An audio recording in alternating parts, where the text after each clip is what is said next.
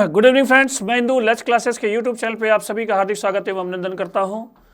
बच्चों, आज मैं पुनः अपनी करंट बम की क्लास को लेकर के आप सभी के सामने उपस्थित हुआ हूं। बीच में कुछ व्यस्तताओं के कारण मैं आपकी क्लास नहीं ले पाया, लेकिन आज से आपको रेगुलर करंट अफेयर्स की क्लास मिलती रहेगी। 15 बेहतरीन प्रश्न आपको मिलते रहेंगे और जो भी आपकी जो बीच में छूटे हुए हैं उनको मैं एक मैराथन क्लास के द्वारा मैं इसको कवर करने की कोशिश करूंगा। लेकिन आज से आपको प्रॉपर वे में क्लास मिलनी शाम को 7 बजे मिलना डेली रहेगी। ठीक, हमेशा की तरह शुरुआत एक अच्छे विचार के साथ। ज़्यादा लोग जुड़िए, शेयर करिए, कमेंट करिए। देखिए कितना बेहतरीन विचार है। अपने लक्ष्य के लिए जोशीले और जुनूनी बनिए। ठीक, विश्वास रखिए, परिश्रम का फल सफलता ही है।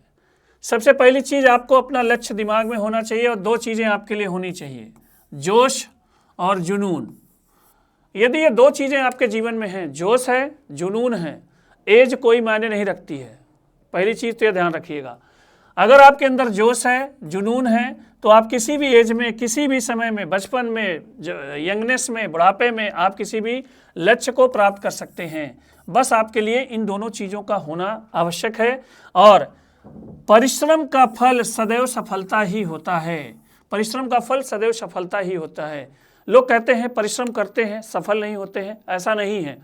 परिश्रम यदि अगर ईमानदारी से किया गया है तो सफलता निश्चित है। अब पर्टिकुलर किसी खास गोल पे अपना टारगेट किया है तो हो सकता है वो अचीव हो चाहे ना हो, लेकिन उस परिश्रम से आपको उससे बड़ा या उसके बराबर तो आपको मिलना ही तय है। तो कभी भी परिश्रम व्यर्थ नहीं जाता है। तो 2 चीज़ें, जोश और जुनून, आपके लक्ष्य को अचीव करने में सहायता देंगी। और एक चीज़ ये ध्यान रखिएगा सदैव कि आपके द्वारा किया गया परिश्रम जो रिजल्ट है वो क्या है, आपका सफलता है। ठीक, तो ये आज का उत्तम विचार था। बढ़ते हैं आज के पहले क्वेश्चन की ओर। खटाखट आंसर दीजिएगा सभी लोग, ज़्यादा लोग जुड़िए, शेयर करिए, कमेंट करिए। पहला ही क्वेश्चन मैं लेकर के आया हूँ, एक बड़ी हार से, स्पोर्ट्स से रिलेटेड है, क्रिकेट प्रेमियों के लिए बड़ा निराशाजनक है। हाल ही में भारतीय टेस्ट टीम को किसके विरुद्ध 408 रनों की सबसे बड़ी टेस्ट मैच हार का सामना करना पड़ा है? तो सबसे पहला क्वेश्चन में ही आपको पहला क्वेश्चन 2 क्वेश्चन को लेकर के आया है। सबसे बड़ी टेस्ट हार, सबसे बड़ी टेस्ट मैच हार, ठीक, का सामना करना पड़ा है किस टीम के खिलाफ? दक्षिण अफ्रीका, न्यूजीलैंड, ऑस्ट्रेलिया, केन्या। मैंने बताया आपको कई क्लास में, क्रिकेट 3 फॉर्मेट में खेला जाता है। पहला है T20, ओवरों की संख्या 20। दूसरा आपका वनडे, जिसको आप बोलते हैं वनडे मैच, जिसमें ओवरों की संख्या होती है 50 ओवर। और तीसरा जो शुद्ध क्रिकेट, एक स्टाइलिश क्रिकेट, जिसको वास्तविक क्रिकेट कहा जाता है, वो आपका टेस्ट क्रिकेट है। वो आपका टेस्ट क्रिकेट है। इसमें प्रत्येक दिन 90 ओवर फेंके जाते हैं और प्रत्येक टीम 2 पारियां खेलती है। 2 पारी का मैच होता है और ये टोटल 5 दिन चलता है। टोटल कितने दिन चलता है? 5 दिन चलता है। ठीक, तो ये आपका जो हार मिली है भारत को, वो टेस्ट फॉर्मेट में मिली है। अब आपको ये चूज करना है कि किसके खिलाफ। अभी आपको पता होगा कि हम भारत दौरे पे दक्षिण अफ्रीका की टीम आई है। तो दक्षिण अफ्रीका ने अभी गुवाहाटी टेस्ट मैच में, गुवाहाटी में खेला गया था test match. Guwahati test match में भारत को जो है 408 रनों से हराया है। 408 रनों से हराया है। 408 रनों से हराया है। भारत को मिले थे टारगेट 549 रन का। 549 रन का लक्ष्य मिला था, जिसमें भारतीय टीम 140 रनों पर ही आउट हो गई। 140 रनों पर ही आउट हो गई। ठीक, दक्षिण अफ्रीका गेंदबाज हार्मन ने जो है 6 विकेट लिए हैं। उभरते हुए गेंदबाज हैं, 6 विकेट इन्होंने लिए हैं। तो ये अब तक की जो सबसे बड़ी टेस्ट मैच की हार है, जो भारत ने किसके विरुद्ध मतलब भारत को किसने हराया है, तो वो देश आपका क्या है? दक्षिण अफ्रीका। ठीक, और इस तरह दूसरे टेस्ट मैच में भी भारत को हार का सामना करना पड़ा है और दक्षिण अफ्रीका ने ये सीरीज 2-0 से जीत ली है। 2-0 मीन्स मतलब दोनों मैच जो है 2-0 से दक्षिण अफ्रीका की टीम सीरीज जीती है, मतलब दोनों टेस्ट मैच किसने जीते हैं? दक्षिण अफ्रीका ने सीरीज जीती है। ठीक, तो इसका राइट आंसर होगा ऑप्शन नंबर ए, दक्षिण अफ्रीका। ठीक, बढ़ते हैं अगले क्वेश्चन की ओर, खटाखट आंसर देते रहिएगा, बढ़िया क्वेश्चन आना तय है।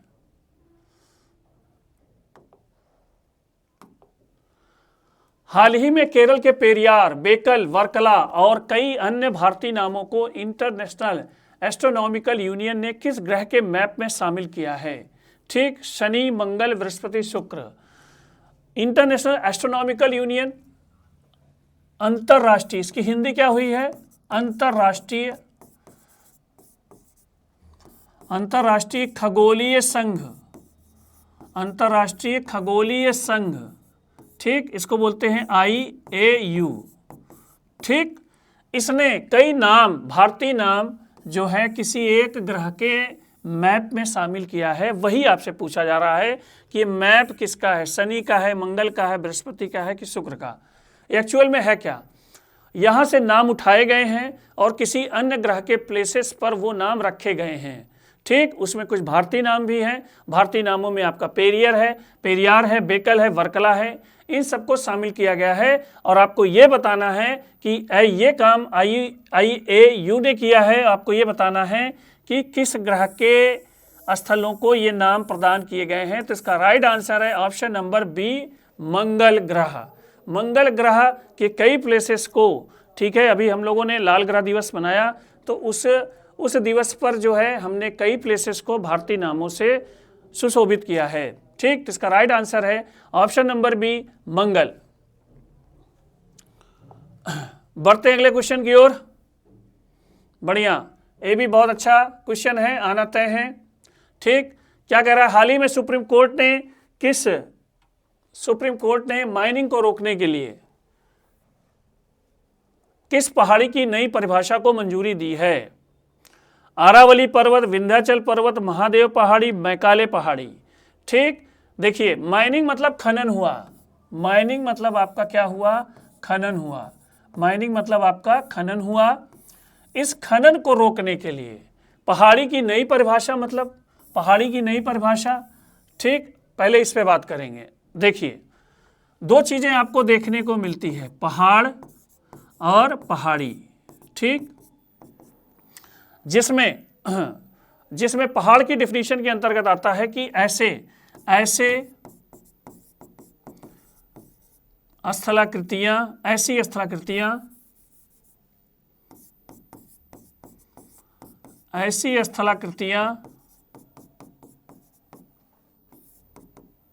जिनकी ऊंचाई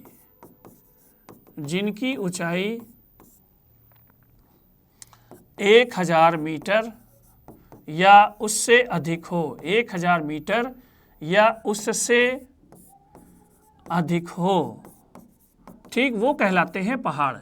ठीक, 1000 मीटर से 500 मीटर के स्थलाकृतियों को, के ऊंचाई की स्थलाकृतियों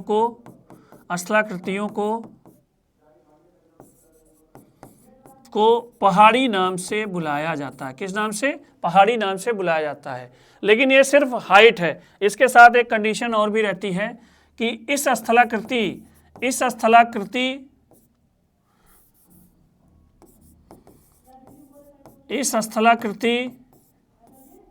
का आकार, ध्यान रखिएगा, तिकोना हो, चाहे पहाड़ हो चाहे पहाड़ी, दोनों भी हो, तिकोना हो, त्रिभुजाकार हो। ठीक, और ढाल कैसा हो? ढाल तीव्र हो। हाँ, इसके साथ शिखर संकुचित हो।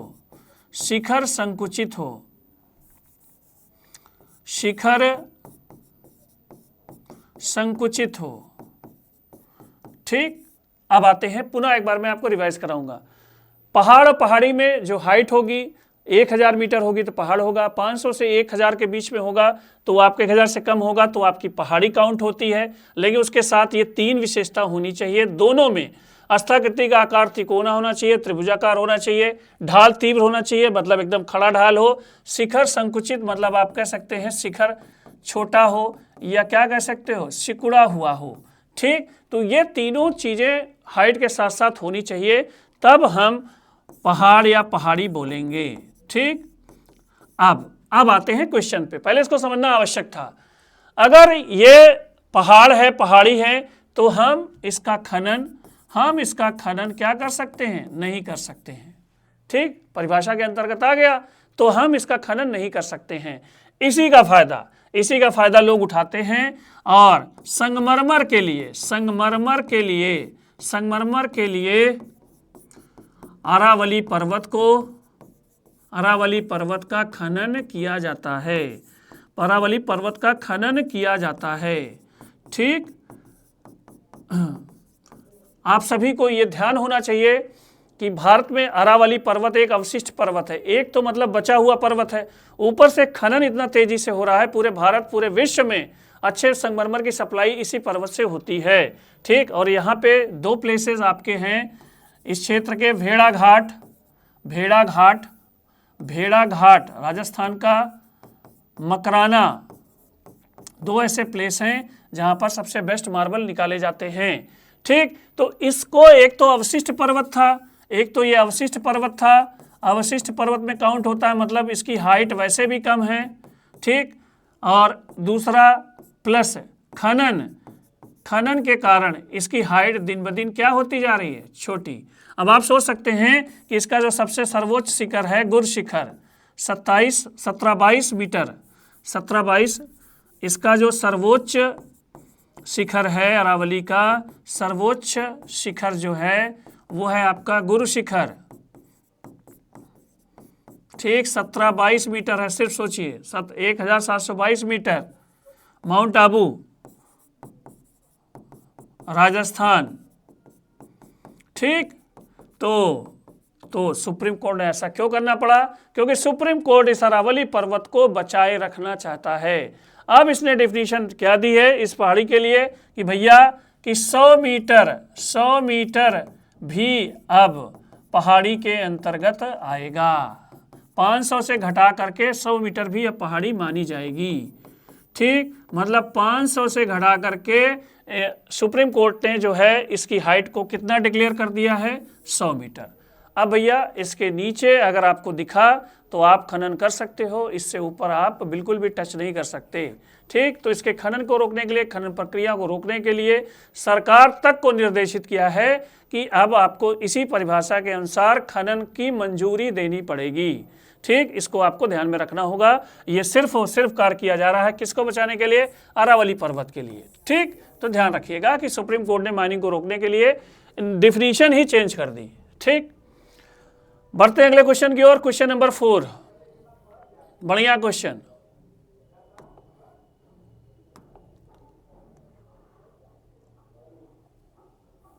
हाल ही में ड्रग पेडलर्स के विरुद्ध ऑपरेशन क्रिस्टल फोर्ट्रेस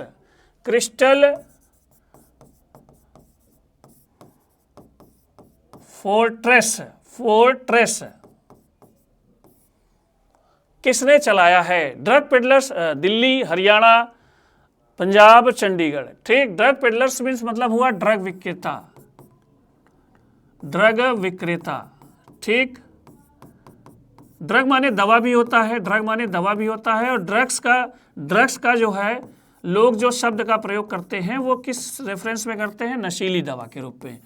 ठीक, तो मैंने कई बार इस चीज़ को चर्चा की है कि आपका नॉर्थ इंडिया, दिल्ली से लेकर के पंजाब, हरियाणा, राजस्थान, ये 3-4 स्टेट ऐसे हैं जहां पर बहुत तेज़ी से ड्रग्स रैकेट चल रहे हैं। ठीक है, बहुत सारे युवा बर्बाद हो रहे हैं और इनको रोकने के लिए सरकार के द्वारा तरह तरह के प्रोग्राम चलाए जा रहे हैं। ठीक, तो इस बार जो चलाया जा रहा है ऑपरेशन, एक दवा है मिथामाइफाइटोन।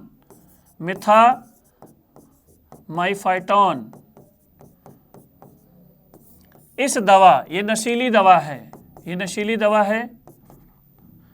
दवा है और इसका युवा लोग प्रयोग करते हैं पार्टियों में। ठीक, रेव पार्टी के नाम से जाना जाता है उससे, ऐसी पार्टियों को।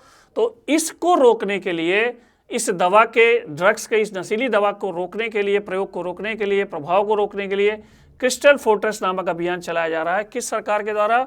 दिल्ली सरकार के द्वारा। किस सरकार के द्वारा? दिल्ली सरकार के द्वारा। और इसमें दिल्ली सरकार के साथ एनसीबी भी लगी है। ठीक, एनसीबी क्या है? नारकोटिक्स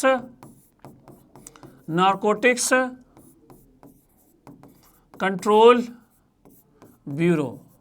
नारकोटिक्स कंट्रोल ब्यूरो जो है इस दिल्ली सरकार के साथ मिलकर के काम कर रही है। और ये पूरे भारत में, और ये संस्था पूरे भारत में नशीली दवाओं के खिलाफ, नशीली दवाओं के विरुद्ध कार्य करती है। ठीक, नशीली दवाओं के विरुद्ध कार्य करती है। तो इसका राइट आंसर है option number A, Delhi. Delhi plus NCB मिलकर के ऑपरेशन क्रिस्टल फोर्ट्रेस चला रहे हैं। तो राइट आंसर है ऑप्शन नंबर ए, दिल्ली। बढ़ते हैं अगले क्वेश्चन की ओर। खटाखट आंसर देते रहिएगा, जितना हो सके इस वीडियो को शेयर करिए, लाइक करिए, कमेंट करिए। अगला क्वेश्चन, हाल ही में भारतीय नौसेना ने किसके साथ संयुक्त सैन्य अभ्यास, देखिए फिर मिलिट्री एक्सरसाइज लेकर के आया हूं मैं, ऑसिनडेक्स किया है। Indonesia, Australia, Austria, Britain. दिमाग लगा रहे होंगे कुछ लोग, तो उसमें ऑस्ट्रेलिया और ऑस्ट्रिया दोनों है, इस चीज़ को ध्यान रखिएगा। ठीक, इंडिया के साथ साथ ये आपका पक्का हो गया है कि ये तो ऑस्ट्रेलिया होगा, तो ये ऑस्ट्रिया होगा। तो इसके बाद आप लोग खटाखट आंसर दीजिए। मैं इसके बारे में बताना चाहूँगा कि यह युद्ध अभ्यास 2 वर्ष में एक बार होता है। 2 वर्ष में कितनी बार? एक बार। ठीक, ये कहाँ पर आयोजित हुआ? प्रशांत महासागर में। ठीक, ये ध्यान रखिएगा। यह एक नौसैनिक अभ्यास था। कौन सा अभ्यास है? नौसैनिक अभ्यास है। कौन सा? नौसैनिक अभ्यास है, मतलब नौसेना भाग ली है।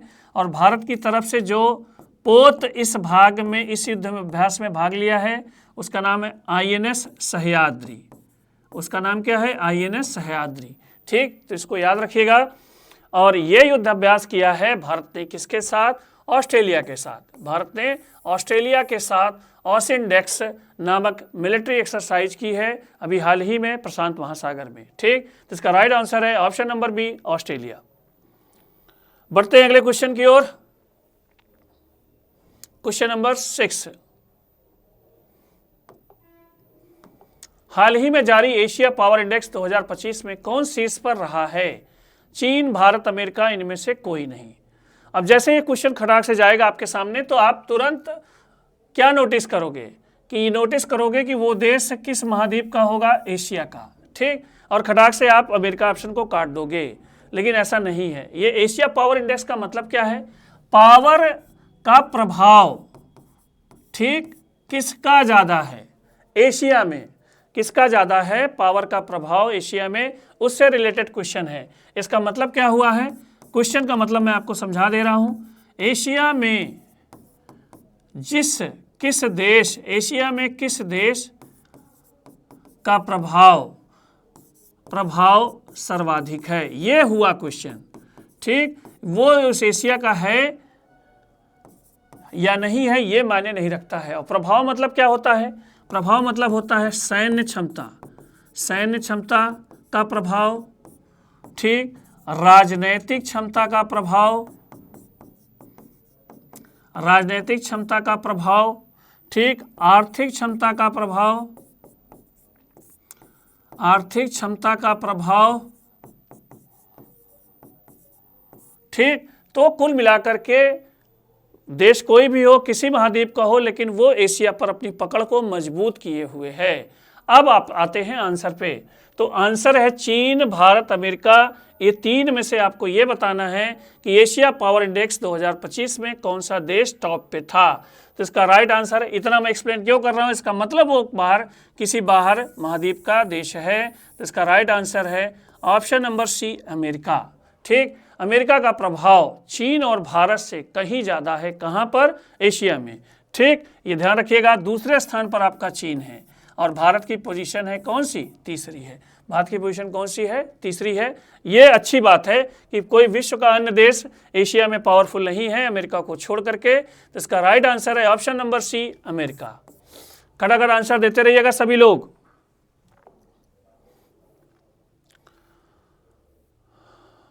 बढ़िया क्वेश्चन, साइंस एंड टेक से रिलेटेड क्वेश्चन है, ध्यान से सुनिएगा। हाल ही में किस देश ने विश्व के सबसे बड़े न्यूट्रिनो डिटेक्टर जूनो का निर्माण कार्य पूरा किया है? चीन, जापान, अमेरिका, इनमें से कोई नहीं। ठीक, सबसे पहली चीज न्यूट्रिनो डिटेक्टर होता क्या है? ठीक, न्यूट्रिनो, जैसे हम लोग ये जानते हैं कि निर्जीवों के सबसे छोटी इकाई परमाणु होती है, जिसमें निर्जीवों की सबसे छोटी इकाई परमाणु होती है। और परमाणु में हमने पढ़ रखा है कि प्रोटॉन, न्यूट्रॉन और इलेक्ट्रॉन मुख्य कण होते हैं। परंतु आधुनिक खोजों से अब तक इस एटम में लगभग 30 से अधिक, कितने से अधिक? 30 से अधिक कणों की खोज हो चुकी है। 30 से अधिक कणों की खोज हो चुकी है। और इस कणों में, इस 30 से अधिक कणों में एक कण है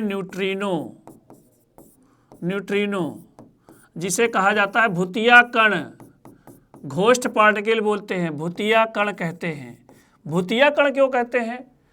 क्योंकि ये एकदम आता है और एक बैग गायब हो जाता है, मतलब ये अस्थायी कण है जो परमाणु में कभी कभी उपस्थित होता है। तो डिटेक्टर मतलब क्या हुआ? इसको डिटेक्ट करने वाला, इसको पकड़ने वाला। ठीक, अब आते हैं क्वेश्चन पे। न्यूट्रिनो डिटेक्टर की मतलब हम एक ऐसा प्लेस बनाए हैं जो विश्व का सबसे बड़ा है, और वो किसकी पकड़, किसकी पहचान को इंडिकेट करेगा, किसकी पहचान को इंडिकेट करने से उसके प्रभाव का अध्ययन करवाएगा या उसके परिणामों का अध्ययन करवाएगा। तो ऐसा कोई डिटेक्टर, ऐसा कोई संयंत्र हम स्थापित कर रहे हैं जिसका नाम है जूनो। ये हुआ आपका प्रश्न, इतना आपको समझना पड़ेगा, तब आप प्रश्न का उत्तर देंगे। ठीक, अब आते हैं, तो इसका जो राइट आंसर है वो आपका ऑप्शन है कौन सा? ये सब काम आपके, मैंने कई बार कहा है कि जितना आपको दाएं बाएं का काम दिखे तो जान लीजिएगा कि वो एक ही देश है जो इन सब चीज़ों पे फोकस करता है। ठीक, चीन, उसका राइट आंसर है चीन। और चीन अपना जो है जियांग जेमिन नामक स्थान पर ठीक अंडरग्राउंड बना रहा है, भूमिगत न्यूट्रिनो डिटेक्टर प्लांट स्थापित कर रहा है, जहां पे न्यूट्रिनो से संबंधित खोजों को करेगा। ये भूमिगत क्यों बना रहा है? उसका भी कारण है। न्यूट्रिनो जो बाहर, अगर न्यूट्रिनो के प्लांट अगर बाहर बनाए जाएंगे, न्यूट्रिनो के डिटेक्टर प्लांट अगर बाहर बनाए जाएंगे, तो उनका वायुमंडल पे प्रभाव, प्रकाश की किरणों का प्रभाव, कई सारे प्रभाव उसको डिस्टर्ब करेंगे। इसलिए इनको साइलेंट में ले जाते हैं। या तो हम गहरे पानी में इनका डिटेक्टर प्लांट स्थापित करते हैं, या तो हम अंडरग्राउंड इसका एक प्लांट स्थापित करते हैं कि इनको डिस्टर्ब कोई न करे और इनके ऊपर बढ़िया से रिसर्च किया जाए। तो इसका राइट आंसर है ऑप्शन नंबर ए, चाइना। ठीक, खटाखट आंसर मारिए, चाइना। सभी लोग आंसर जरूर दिया करिएगा, चाहे वो आए क्वेश्चन आपको, चाहे ना आए। ठीक, अगला क्वेश्चन,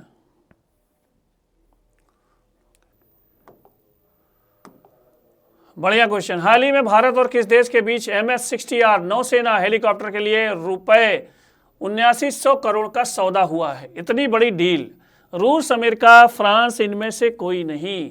ठीक, आपको उस देश का नाम बताना है जिससे हम लोग हेलीकॉप्टर ले रहे हैं। कौन? MS-60R। ठीक, इसकी क्या खासियत है? इसकी क्या खासियत है? ये एक नौसैनिक हेलीकॉप्टर है। नौसैनिक हेलीकॉप्टर मतलब है कि ये, इसको हम समुद्र के लिए डिज़ाइन किए हैं, समुद्र के लिए डिज़ाइन किए, नौसैनिक हेलीकॉप्टर है, तो जो हमारी हेल्प करेगा कहाँ पर? समुद्र में। ठीक, इतना रुपया क्यों लगा रहे हैं इसके पीछे? इसका मतलब इसकी कुछ विशेषता होगी, जिसमें सबसे बड़ी विशेषता है कि ये जो है भूमिगत का, जलगत कहेंगे, अंडर वाटर आप कह सकते हैं, अंडर वाटर युद्धपोतों की पहचान। जैसे अंडर वाटर युद्धपोत मतलब आपका पनडुब्बी आप कह सकते हैं, पनडुब्बी की पहचान करेगा, की पहचान करेगा, की पहचान करेगा और उसे नष्ट करेगा एवं उसे नष्ट करेगा। ठीक, ये ध्यान रखिएगा। ठीक है, तो इसकी एक विशेषता है कि ये पानी के अंदर बहुत अच्छा काम करेगा। इसमें बहुत सारे सेंसर लगे हैं जो खटाक से चीज़ों को कैच करेंगे और हमारा काम आसान होगा पानी के नीचे। और MS-60R को हम लोग इतना रुपए दे करके किससे ले रहे हैं? अमेरिका से ले रहे हैं। किस देश से ले रहे हैं? अमेरिका से ले रहे हैं। तो इसका राइट आंसर है, इसकी कंपनी जो है अमेरिका की कंपनी है Lockheed Martin. Lockheed Martin company इसको तैयार कर रही है और उसी से हम लोग ये ले रहे हैं। तो इसका राइट आंसर है ऑप्शन नंबर बी, अमेरिका। ठीक, बढ़ते हैं करंट अफवाह के अगले क्वेश्चन की ओर। क्वेश्चन नंबर 9, खटाखट आंसर देते रहिएगा। और जिन लोगों ने अभी भी हमारे लक्ष्य क्लासेस के यूट्यूब चैनल को नहीं सब्सक्राइब किया है वो सब्सक्राइब कर लें, और जितने लोगों ने अभी तक हमारे टेलीग्राम चैनल को नहीं ज्वाइन किया है वो ज्वाइन कर लें। मैं अपने करंट बम के सारे PDF उसी में भेजता रहता हूं और उसकी एक प्रॉपर नोट्स आप लोग बनाइए।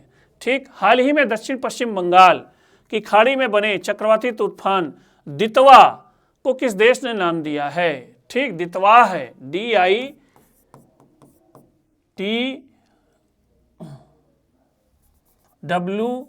DITWAHA, ये है। ठीक, को किस देश ने नाम दिया है? UAE, थाईलैंड, यमन, इनमें से कोई नहीं। ठीक, ये पश्चिम बंगाल की खाड़ी में, दक्षिण पश्चिम बंगाल की खाड़ी में लगभग 30 नवंबर से ये दिखाई देना शुरू हुआ था। और इनमें से जो देश दिए गए हैं, इनमें से ये जो नाम है दितवा, ये जो है एक द्वीप का नाम है, एक द्वीप का नाम है उस देश का, और उसी द्वीप के आधार पे इसका नाम दिया गया है। और इसमें आपसे पूछा जा रहा है कि ऑप्शन कौन सा सही है, तो इसमें देश जो है वो है यमन। ठीक, यमन का ही एक द्वीप है आपका दितवा आइलैंड, जिसके आधार पर हम लोग इस पश्चिम बंगाल की खाड़ी में बने तूफान को क्या नाम दिए हैं? दितवा नाम दिए हैं। तो इसका राइट आंसर है ऑप्शन नंबर सी, यमन। बढ़ते हैं अगले क्वेश्चन की ओर। क्वेश्चन नंबर 10, हाल ही में केंद्रीय अप्रत्यक्ष कर, ठीक, और सीमा शुल्क बोर्ड CBIC, ठीक है, central board of indirect tax and excise होना चाहिए, का नया अध्यक्ष किसे नियुक्त किया गया है? ठीक, विवेक चतुर्वेदी, गुंजन साहू, RP सिंह, इनमें से कोई नहीं। ठीक, तो ये बोर्ड है जिसकी स्थापना हुई थी वर्ष 1944 में। किस वर्ष में? 1944 में। मुख्यालय आपका नई दिल्ली में है, मुख्यालय आपका नई दिल्ली में है। ठीक, अभी काम बताता हूँ इसका। और ये किसके अधीन आता है? वित्त मंत्रालय के अधीन आता है, वित्त मंत्रालय के अधीन आता है। ठीक, ये 3 चीजें ध्यान रखिएगा। अब इसका कार्य क्या है? तो नाम से ही है, इनडायरेक्ट टैक्स, अप्रत्यक्ष कर, अप्रत्यक्ष कर के लिए है, सीमा शुल्क, एक्साइज के लिए है, सीमा शुल्क के लिए ये बोर्ड है। इसके साथ साथ इसमें लिखा नहीं है, सेवा शुल्क के लिए ये गठित बोर्ड है। और इसमें नया अध्यक्ष पूछा है कि अभी हाल ही में किसे नियुक्त किया गया है? विवेक चतुर्वेदी, गुंजन साहू, RP सिंह, इनमें से कोई नहीं। तो इसका राइट आंसर है ऑप्शन नंबर ए, विवेक चतुर्वेदी। ठीक, बढ़ते हैं क्वेश्चन नंबर 11 की ओर। लास्ट तक बने रहा करिए। ज्यादा लोग SSC GD 2026 का नोटिफिकेशन आउट हो चुका है, जिसको देखते हुए हमारी संस्था में एक नई बैच सुबह 10:15 बजे से लॉन्च हुई है और एक बैच 2:30 बजे से भी है। तो आप जितने भी ज़्यादा से ज़्यादा संख्या में लोग आ सकें और डेमो ले सकें, आइए इस क्लास का जो है हमारी संस्था के बारे में देखिए कि हमारा काम क्या है। बढ़ते हैं अगले क्वेश्चन की ओर। क्वेश्चन नंबर 11, हाल ही में कौन भारतीय क्रिकेट टीम का ऑफिशियल कलर पार्टनर बना है? ठीक, Berger, Birla opus, Asian paints, इनमें से कोई नहीं। ठीक, ऑफिशियल कलर पार्टनर मतलब कि हमने कलर रंग के लिए किसको बीसीसीआई ने, भारतीय cricket control board, cricket control board of India ने इनमें से किस ब्रांड को अपना जो है ऑफिशियली कलर पार्टनर बनाया है। ठीक, तो ये आपका लगभग कॉन्ट्रैक्ट हुआ है अगले 110 मैचों के लिए, 110 मैचों के लिए कॉन्ट्रैक्ट हुआ है। ठीक, के लिए ये कॉन्ट्रैक्ट हुआ है और इसमें टी20 वनडे टेस्ट तीनों फॉर्मेट हैं। और एक चीज़ ध्यान रखिएगा, मेंस और विमेंस, महिला एवं पुरुष दोनों जो है इसमें, दोनों के मैच इसमें शामिल हैं। और इसका जो राइट आंसर है वो है option number C, Asian Paints. Asian Paints को हमने भारतीय क्रिकेट कंट्रोल बोर्ड ने जो है अपना ऑफिशियल कलर पार्टनर बनाया है। बढ़ते हैं अगले क्वेश्चन की ओर, क्वेश्चन नंबर 12।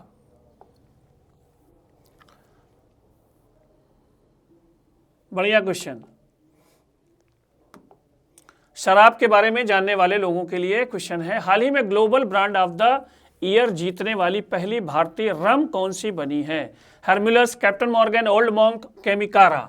ठीक, तो पहले तो एक क्वेश्चन मैं आपको क्वेश्चन आंसर बताने से पहले मैं आपको बताना चाहूँगा कि रम ये एक मदिरा का प्रकार है। रम जो है एक मदिरा का प्रकार है, मदिरा की एक वैरायटी है, मदिरा का एक प्रकार है और ये बेसिकली यूज किया जाता है ठंडे प्रदेशों में, ठंडे प्रदेशों में। ठीक, ठंड में इसका लोग सेवन करते हैं, ठंड में सेवन करते हैं। और इस तरह से आप कह सकते हैं मीठी शराब, एकमात्र ऐसी शराब की क्वालिटी होती है जो मीठी होती है, बाकी सभी शराबें जो हैं वो स्वाद में कड़वी होती हैं। तो ये काफ़ी पॉपुलर ब्रांड है। जो इसमें तीनों चार दिए गए हैं उसमें से किसको हमने पूरे विश्व का एक मानक, बहुत बड़ी अचीवमेंट है शराबियों के लिए, global brand of the year ये बनाया है। और ये खिताब आपको मिला है लंदन में ये खिताब मिला है। और इसमें जो राइट आंसर है वो आपकी कौन सी ब्रांड है? रम की केमिकारा। ठीक, केमिकारा ब्रांड को जो है global brand of the year बनाया गया है। और इस ब्रांड, ये पूर्णतः आपका भारतीय ब्रांड है। इसको बनाने वाली जो कंपनी है वो आपकी हरियाणा की कंपनी है, पिडिकली डिस्टिलरी इसको बनाती है। और ये कंपनी आपकी कहाँ पर स्थित है? हरियाणा की। ठीक, तो एक भारतीय ब्रांड पूरे विश्व में अपनी पहचान बनाया है। ठीक है, अगर एक कॉमर्शियल वे में लें, अगर व्यवसाय के रूप में लें तो भारतीयों के लिए अच्छी अचीवमेंट है। ठीक, केमिकारा राइट ऑप्शन है, ऑप्शन नंबर डी। बढ़ते हैं अगले क्वेश्चन की ओर, क्वेश्चन नंबर 13। हाल ही में प्रधानमंत्री मोदी ने कहां 77 फीट ऊंची भगवान राम की प्रतिमा का अनावरण किया है? मुंबई, गोवा, कोलकाता, इनमें से कोई नहीं। ठीक, तो मैं आपको बता दूं कि श्री राम जी की अब तक की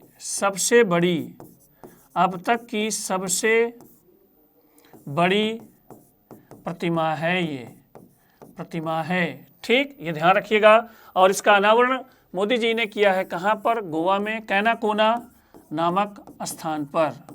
ठीक, 77 फीट ये ऊंची श्री राम जी की मूर्ति है जिसका अनावरण मोदी जी ने किया है। तो इसका राइट आंसर होगा ऑप्शन नंबर बी, गोवा।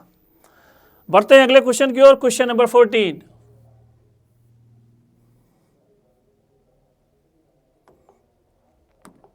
देखिए आ गया आर्टिफिशियल इंटेलिजेंस।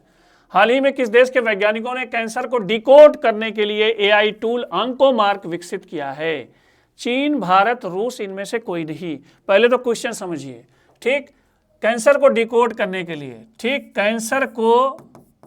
कैंसर की पहचान, इलाज करने के लिए। ठीक, ये ध्यान रखिएगा। एआई टूल मतलब एक ऐसा उपकरण जो एआई से चलता हो, आर्टिफिशियल इंटेलिजेंस की सहायता से चलता हो। ठीक, नाम क्या है? ऑन्कोमार्क। ठीक, इससे हमें ओवरऑल क्या मतलब निकला? इसका मतलब है कि हमें कैंसर के उपचार में सहायता मिलेगी। ठीक, अब आते हैं, ये तो हुआ आपका क्वेश्चन। अब आते हैं आंसर की ओर। और वो ऐसा करने वाला देश आपका, अंकोमार को डेवलप करने वाला देश आपका कौन सा है? भारत।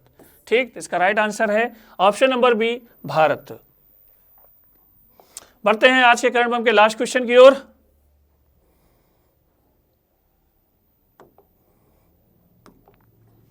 हाल ही में लाल ग्रह दिवस कब मनाया गया है? लाल ग्रह दिवस कब मनाया गया है? ठीक, 26 नवंबर, 28 नवंबर, 27 नवंबर, इनमें से कोई नहीं। ठीक, तो इसमें लाल ग्रह दिवस मतलब हुआ आपका मंगल ग्रह दिवस। कौन सा दिवस है? मंगल ग्रह दिवस। ठीक, और ये आपका मनाया क्यों जाता है कि अमेरिका ने प्रथम बार जो है अपना उपग्रह मंगल ग्रह पर भेजा था। ठीक, इसी डेट को, और इसका राइट आंसर है ऑप्शन नंबर बी, 28 नवंबर। 28 नवंबर को प्रत्येक वर्ष हम लोग लाल ग्रह दिवस या मंगल ग्रह दिवस मनाते हैं। ठीक, तो ये थे रहे आज के 15 क्वेश्चन। इन सभी क्वेश्चंस को आप अच्छे से लर्न करिएगा, एक प्रॉपर नोट्स बनाइएगा। आज के लिए इतना ही, धन्यवाद।